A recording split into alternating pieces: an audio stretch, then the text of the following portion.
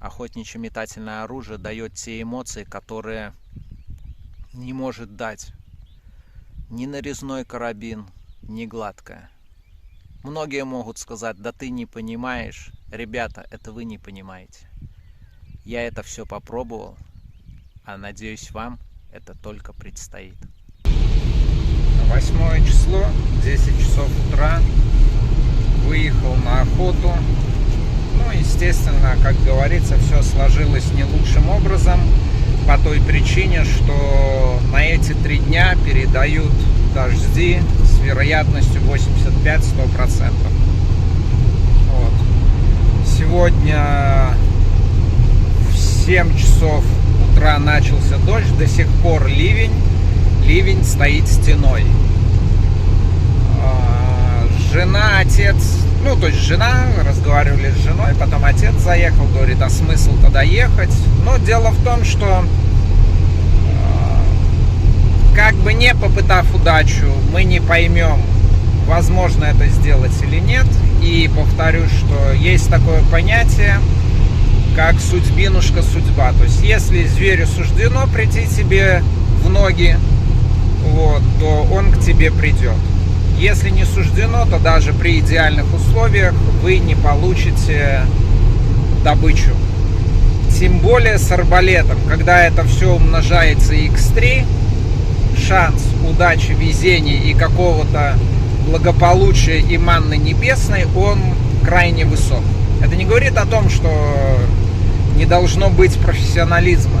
Это говорит о том, что к вашему высокому профессионализму должно добавиться такое, скажем так, стечение обстоятельств, чтобы все произошло удачно.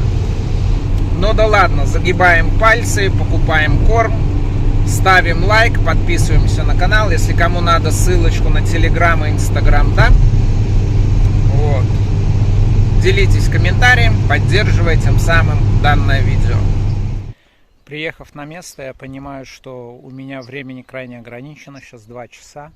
Вроде бы так и есть 6 часов в запасе, но дело в том, что сейчас нам надо дойти до шалаша. Отсюда я вижу уже хорошо, что он стоит на месте. Собрал свои ништяки. Это у меня корыто C4 с веревкой для того, чтобы за собой тянуть ветки.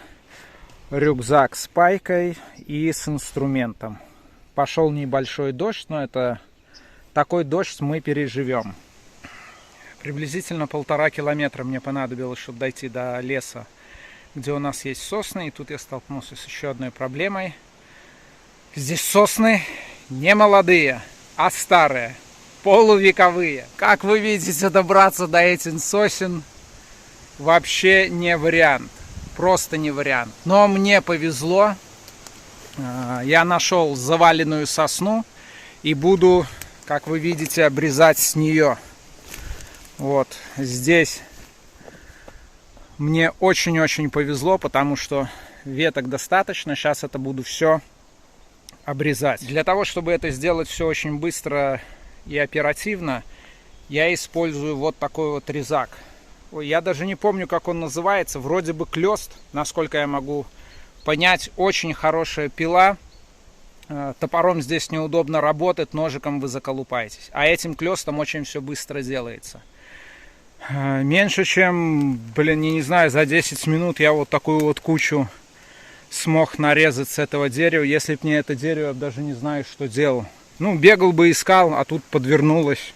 Нагрузивши свой таз, я понимал, что все это у меня начнет падать, поэтому с помощью палочек я это зафиксировал. То есть я просто протыкал палками с разных сторон, как шипы, что даст какую-то некую сетку для удержания. Ну что, потянем и посмотрим, как это все у меня получится. Тяжело ли тянуть? Первые 300 метров нормально. Потом становится тяжело. Под конец невыносимо. Как я это все тягаю? Как вы видите, руки у меня свободные. Это я все креплю на пояс. Это меньше нагрузки на позвоночник. Руки не устают.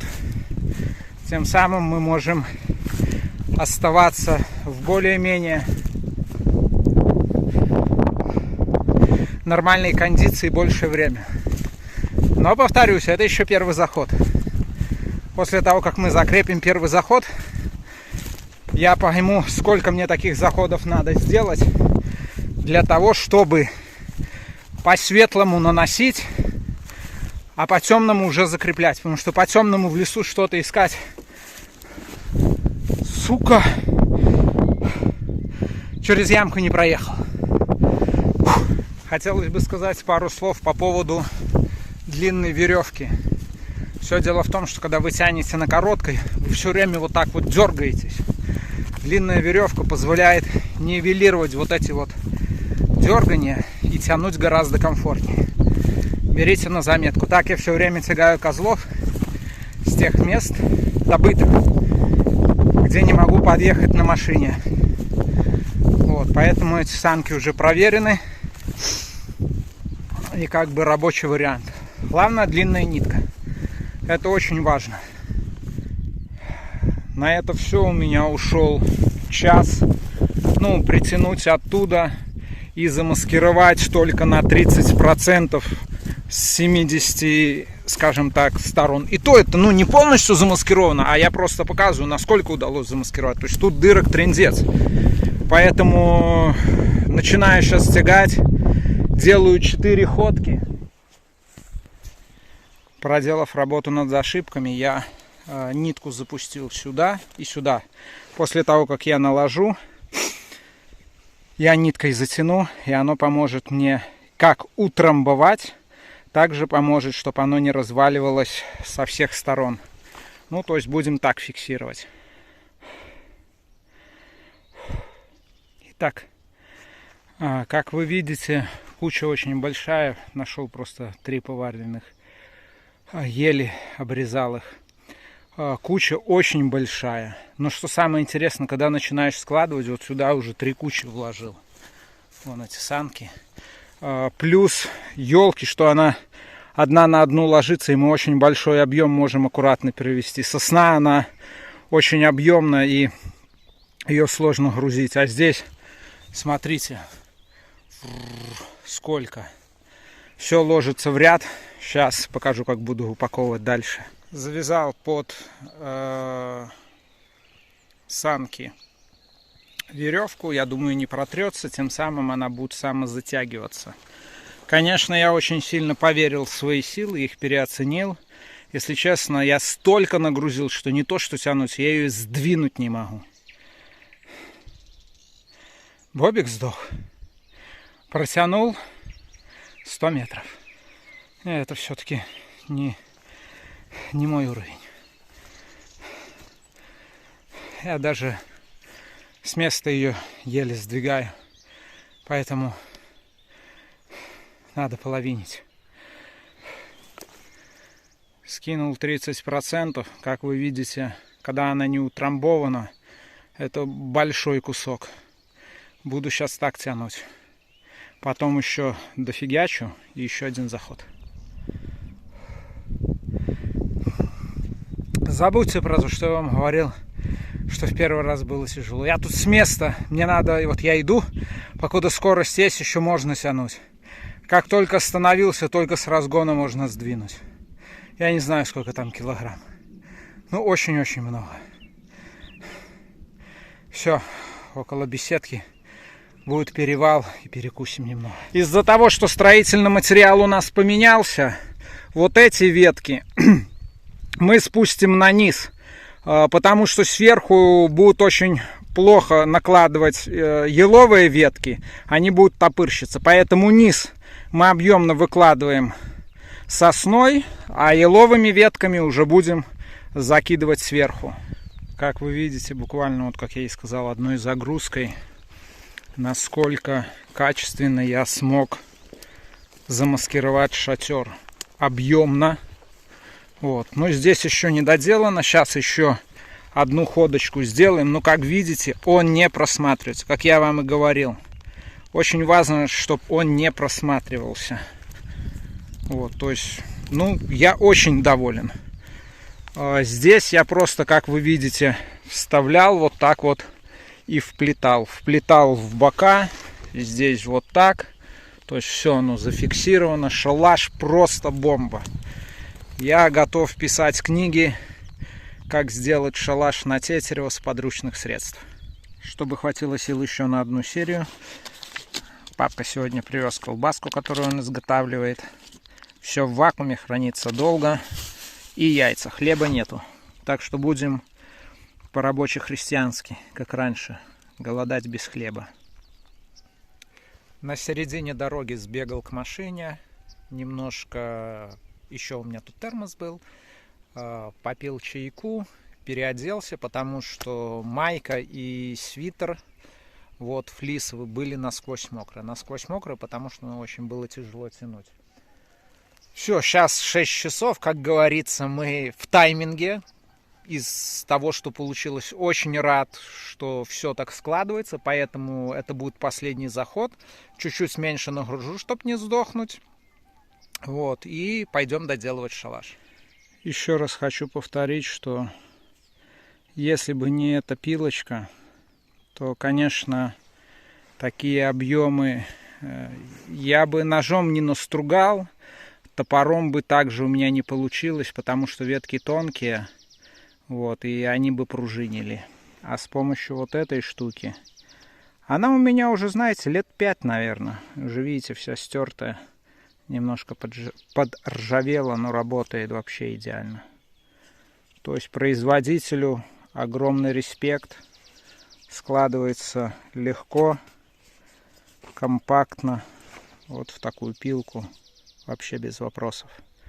Бобик опять сдох. Пришлось скинуть опять балласт, потому что, я понимаю, что физически я не дотяну.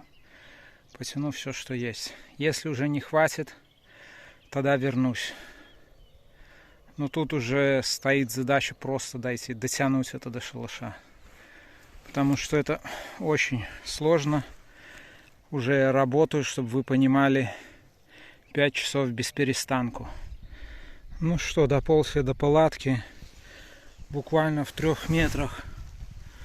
Вообще по говну красота. Просто свежак. Вот, вообще супер. Это говорит о том, что охоте быть, говно свежее. Если честно, никогда не думал, что буду так радоваться говну. Вот жизнь, судьбинушка крутанула. Но шалаш смотрится уже отлично. После того, как я полностью закончил шалаш, уже 8 часов. Здесь я веревочками привязывал, чтобы было окошко. Окошко немного большое, но это я делал с запасом. И сейчас я буду вот эти вот ветки вот так вплетать, тем самым как бы уменьшая расстояние. То есть так переплетая, так переплетая. Сейчас я обойду, покажу полностью шалаш. Одна бойница, вторая бойница. Тут я ее сейчас разведу. Третья бойница. Ну вот такой вот массивный шалаш. Я думаю, через него ничего не просмотрится. Как вы видите, если мы смотрим в бойницу, только мы попадаем, когда в ту бойницу, то видно. Вот. Изнутри у меня они будут закрыты. То есть если я целюсь в ту, то здесь будут закрыто. Потому что оттуда у нас встает луна, она может подсветить. Ну, то есть надо как бы знать вот эти все нюансы. Теперь, как шалаш готов, я иду в машину. И я должен с помощью дальномера отмерить расстояние 30 метров и скосить все вот эти кусты. Вот, для того, чтобы они мне не мешали. Это очень важно. Повторюсь, что замерить расстояние – это важно. И главное не ошибиться. В 9:30 закончил обкашивать территорию. Обкосил до 30 метров. Не все обкосил, но, чтобы вы понимали, спалил практически бак. Вот, процентов 70 обкосил именно туда, где у меня были уже готовые бойницы. Потому что, ну все, 9:30, куда уже косить, тут уже скоро надо в шалаш идти. Пускай хоть птицы успокоятся. Не знаю, то ли радоваться, то ли плакать. Как говорится, двойная ситуация. Вчера в 11:30 здесь влупил дождь и был... Ну, я просыпался в час, в 2, в 3, в 4.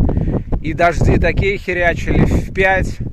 И потом уже после 5 я не просыпался. Я просто, от того, что я постоянно не спал, а дергался. В 5 я уже не смог подняться. Вот сейчас думаю, пойду посмотрю, был все-таки ток или нет. Потому что этот самый ветер, дождь был просто ужасающий. И вот сейчас, не подходя, наверное, метров, ребята, 350-400, взлетело 5 тетеревов. Ну вот, то есть, даже несмотря на то, что вот мы вчера построили шалаш, новый шалаш, и они все равно прилетели и сидели вообще, вот я сдалека иду, думаю, бля, что за собаки там, и кто это сам, какие-то большие, как-то показались. Ровно около шалаша, ровно вообще, не знаю, там, чуть ли не вплотную, по 5 метров от шалаша сидели. Круто, просто супер, но расстроен и такие двоякие чувства. Ну что, давайте, сейчас я пришел в сознание, подведу итоги. То, что до этого было сказано, это было сказано в полусонном состоянии, на эмоциях. Сейчас позвонил с Ильюхой, поговорили. Да, понял, какие допустил ошибки, где надо было рискнуть и почему я не пошел на эти риски. Все дело в том, что вчера я очень сильно физически устал. В 9:30, как вы знаете, я еще обкашивал это, потому что там, вообще такие сильные ветки стояли. И в 10 я пришел на место, и в 11:30 я лег спать. С 11:30, до часа ночи, может быть, где-то там в 12:20 я заснул, и в первый раз я проснулся в час. Дождь был очень сильный. Идти в час в этот ливень, было нереально, потому что я понимал, что я вымокну, и до 6 часов я просто, заболею. Я не досижу даже если я не заболею, я просто не досижу. Вот, и потом я включал каждый раз будильник через час, но в это время я уже не спал. То есть я вроде бы как лежал в машине, и вот это вот в час поднялся, дождь, в 2 поднялся, дождь, в 3 поднялся, дождь, в 4 поднялся, дождь. И потом уже я физически, я уже все отрубился, и я заснул. Вот, да, я утром пошел, увидел тетеревов, которые были очень близко около шалаша. Кстати, вот по поводу, почему они сидели в упор около шалаша. Как вы помните, я вчера там ел яйца. И около шалаша я раскидал яичную скорлупу. Возможно, это как-то на это повлияло. Я так думаю. Но я еще, не говорю, что я не подходил. Я сегодня схожу в упор, подойду. Вот, посмотрю, клевали ли они эту яичную скорлупу. Вот. Одним словом, вот здесь я допустил фатальную ошибку. Но, знаете, там надо же оправдаться. Просто физически я уже не вытянул вот этого вот. Да, Илюха говорит, надо было идти. Надо было, образно говоря, там в 6 часов идти. Да даже, смотрите, даже если бы я уже в 5 часов в дождь пошел, спугнул бы их, они все равно бы там в 6 бы могли прилететь. Да, там в 7 могли прилететь. Потому что в 7:30 они оттуда взлетели. А они иногда пугаются и могут еще прилететь. Вот, то есть проблема была в том, что я не пошел. Даже если бы я в 5 часов пошел, я бы вымок, но все равно физически 2 часа я бы мокрый смог просидеть там. И шанс добыть был. Теперь, что мне надо сделать? С утра туда сходить, не с утра, в обед, я еще сейчас лягу спать, потому что голова, конечно, она такая в тумане. Я днем схожу туда, еще раз подправлю шалаш, бойницы там подровняю, чтобы все было четко.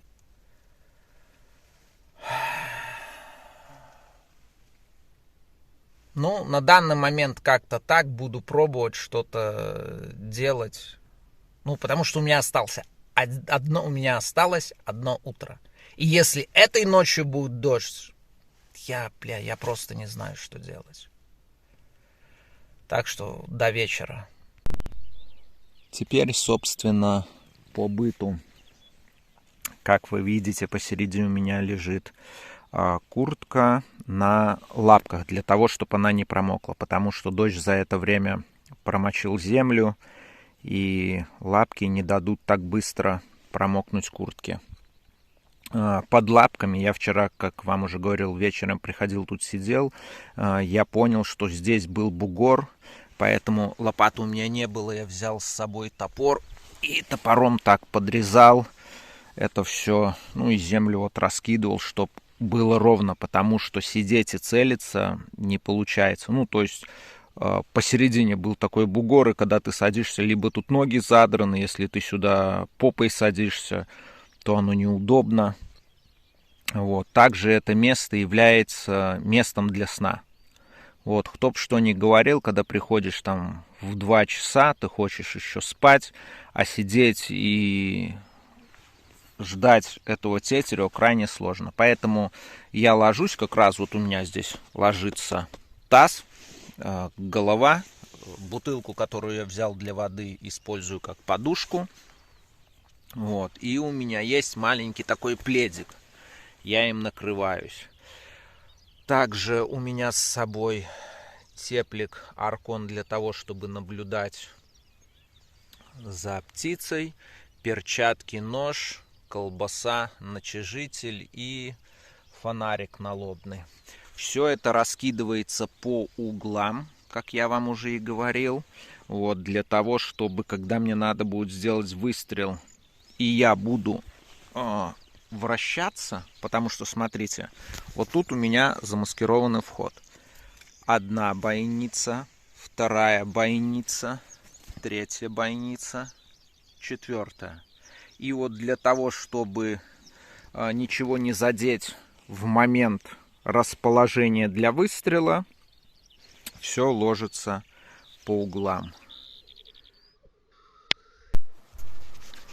Ну вот и настало то долгожданное последнее утро, последняя возможность добыть тетерева.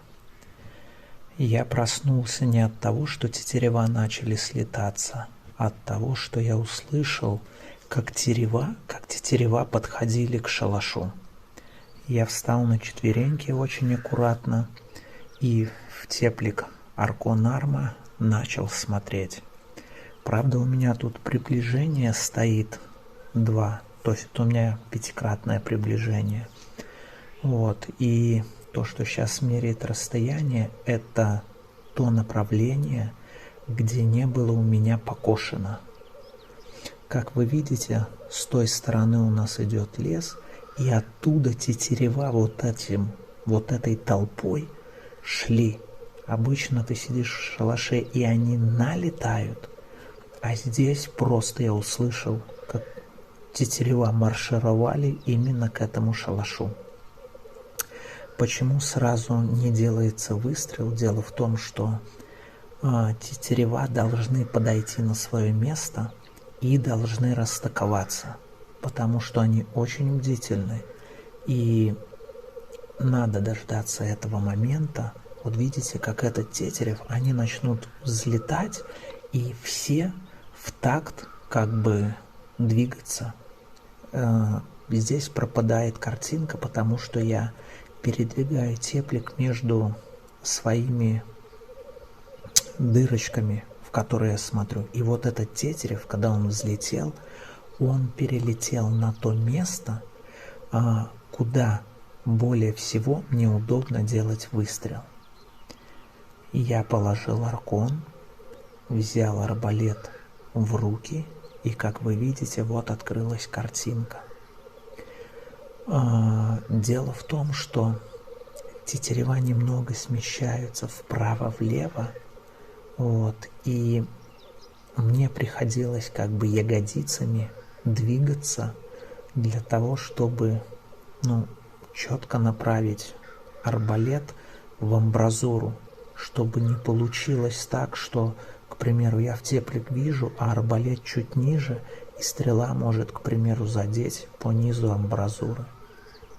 Вот, поэтому здесь я сейчас вам дам возможность именно насладиться. Вот, и чтобы вы посмотрели, как это происходит.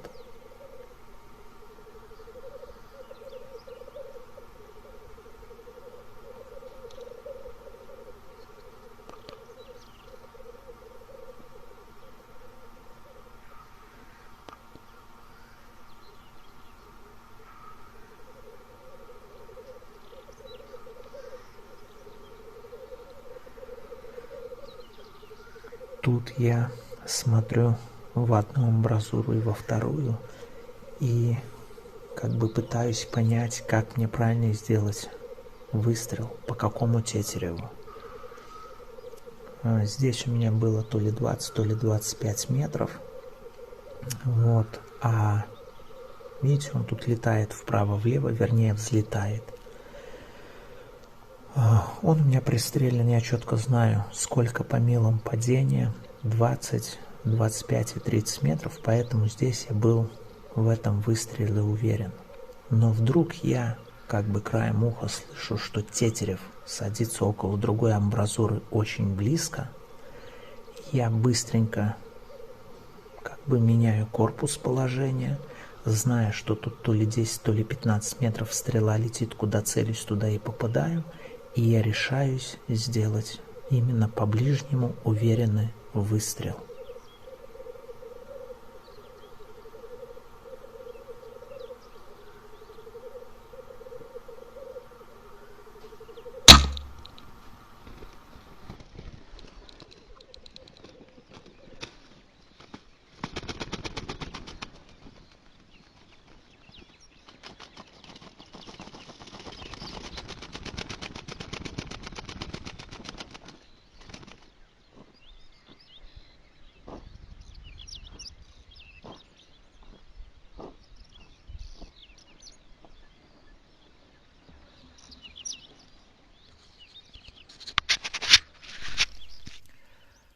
Ну что, выстрел сделан, тетерев добыт, меня с полем. Я понимаю, что все это было не зря, столько трудов, столько нервов. Вот. Но что самое интересное, эмоций от добытого тетеря вообще не было никаких. Иногда ты стреляешь при охоте с охотничьим метательным оружием, и ты прям вот... Эмоции очень сильные относительно охотничьего огнестрельного оружия. Сегодня вообще. Возможно, все вот это, что было предыдущее, предшествовало этому выстрелу, вся эта сложность, какие-то эмоциональные качели, они, наверное, полностью систему нервную расшатали. Вот, и поэтому как бы... радости за добытого тетерева практически нет. Ну вот наш вход. И от входа наш добытый тетерев. Птица действительно красивая.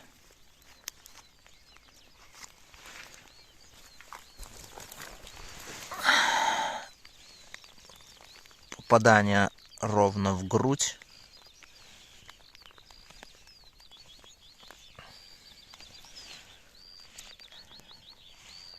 Стрела Берхантер. Вот такая красота. Сейчас надо сделать небольшую фотосессию, отдать, скажем так, дань и почесть животному, для того, чтобы запечатлеть этот прекрасный момент, а также поделиться этим в Инстаграм. Ну и фотки на заставку. Вон наш тетерев. Как вы помните, после выстрела он здесь у нас кувыркался, но тут уже перьев у нас нету. А именно где было попадание, я все-таки эти перья соберу.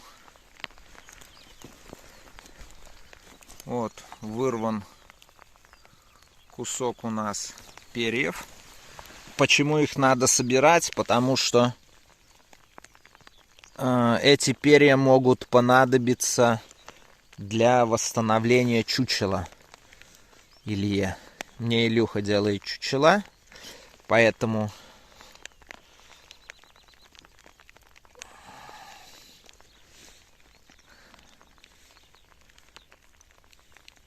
ну, что это вы, я думаю, сами догадаетесь.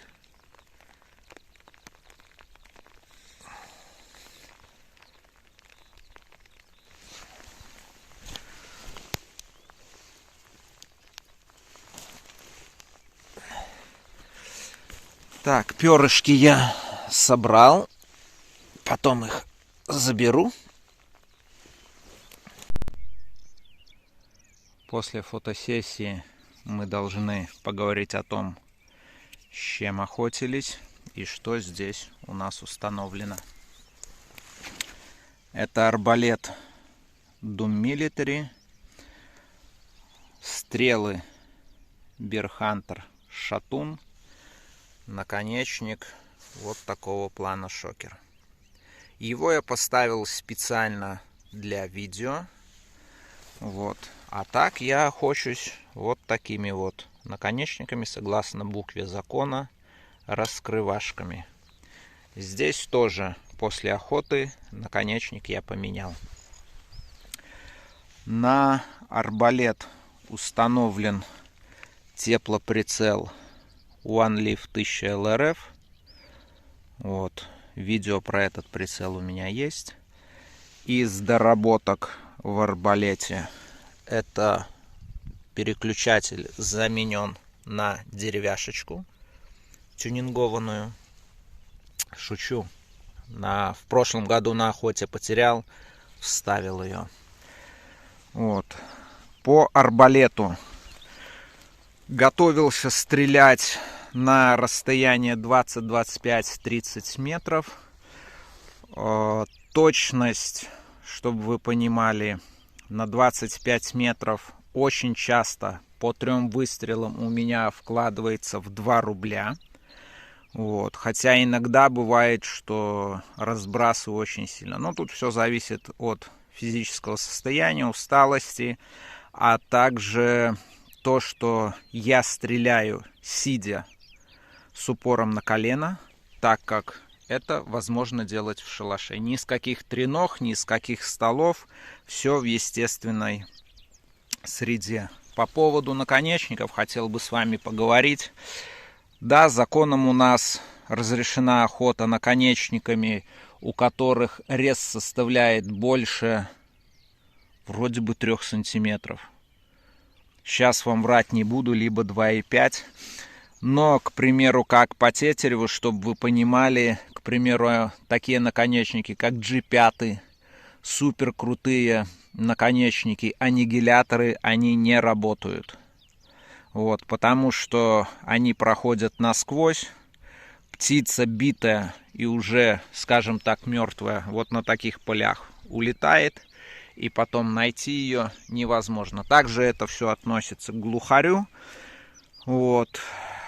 Но с глухарем, вот на глухаря еще вот такой вот наконечник пойдет, который, как вы видите, у нас раскрывается, наверное, в 5 сантиметров. Вот. Вообще, как в Америке правильно создано, есть big game наконечники, есть small game. Вот такого вот плана относится к small game. Что это нам дает? Вся энергия стрелы остается в животном. В идеале, когда стрела остается в животном, как здесь у нас, он не может лететь. Чисто физически ему это мешает. Вот. И наша добыча остается в поле зрения. Долго ее искать не надо. Вот. Но, естественно, это я накрутил специально после охоты, чтоб ничего мне тут не говорили. Вот. Все. Подытожил. Очень рад тому комплекту, который у меня есть. Очень рад, что все у меня получилось. Ну вот, очередная охота подошла к концу. Я надеюсь, вам было очень интересно посмотреть это видео, вместе со мной пережить те эмоции, хорошие и не очень, за время этой охоты. Я надеюсь, я смог вам полностью передать весь процесс. Вот. Потому что не только выстрел дает эмоции, он ставит лишь точку в завершении всего того, что было проделано в этой охоте. Я надеюсь, что с помощью этого видео охотничье-метательное оружие в Республике Беларусь хоть на долю станет популярней. Да, эта охота сложная, не каждый на нее решится, но эта охота интересная. Когда вы овладеете охотничьо-метательным оружием, все остальное вам покажется крайне неинтересным по той причине, что это будет очень легко. Вот. И, как я уже повторяюсь и говорю во многих видео, да, сегодня эмоций не было, но охотничье-метательное оружие дает те эмоции, которые не может дать ни нарезной карабин, ни гладкая. Многие могут сказать: да ты не понимаешь. Ребята, это вы не понимаете. Я это все попробовал, а надеюсь, вам это только предстоит. До новых встреч!